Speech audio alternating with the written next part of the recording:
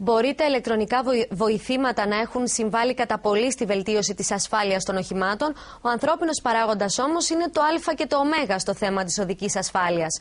Όσοι ενδιαφέρονται να πάρουν μια ιδέα στο πλάι ενός έμπειρου οδηγού, έχουν την ευκαιρία να το πράξουν στη νέα παραλία Θεσσαλονίκης. Το σύστημα αντιπλοκαρίσματος τροχών ουσιαστικά τι κάνει? Αναχρονικές στιγμές πιέζει και αφήνει τα φρένα. Θα το κάνω αυτό με το πόδι μου, γιατί αυτό δεν έχει ABS, νομίζω ότι αποτέλεσμα θα έχουμε.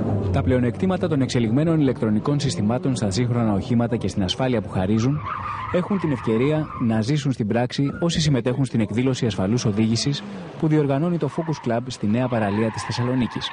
Φυσικά, κανείς δεν οδηγεί ασφαλέστερα από το σωστά εκπαιδευμένο και συγκεντρωμένο στο δρόμο οδηγό. Μάθημα ασφαλούς οδήγησης είναι να ξέρουμε να κρατάμε το αυτοκίνητο στο δρόμο και να συμπεριφερόμαστε άψογα σε αυτό. Θα παρότριναν λοιπόν όλο τον κόσμο να περάσει από εδώ. Είναι τελείως δωρεάν τα μαθήματα ασφαλούς οδήγησης, να δούνε πραγματικές συνθήκες. Γίνεται από έναν άνθρωπο ο οποίος είναι άξιος πιλότος, ο Γιάννης ο Κυριακάκης, μαζί με την ομάδα του είναι εδώ σήμερα και θα είναι και αύριο. Τα 300 μέλη του κλαμπ, κάτοχοι του ίδιου τύπου αυτοκινήτου, ετοιμάζουν κι άλλες εκδηλώσεις.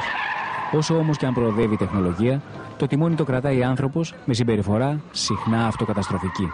Εκτιμώ ότι πολλοί οδηγοί και οι νέοι μας δηλαδή θα πρέπει τα βράδια να προσέχουν και να μην πίνουν, γιατί τα κρούσματα είναι πάρα πολλά και μάλιστα τελευταία έγινε και μια έρευνα, υπνηλία, ποτό και ατυχήματα. Και τα κρούσματα ήταν πάρα πολλά, δηλαδή πάνω από 40% της νεολαίας, ειδικά τα βράδια.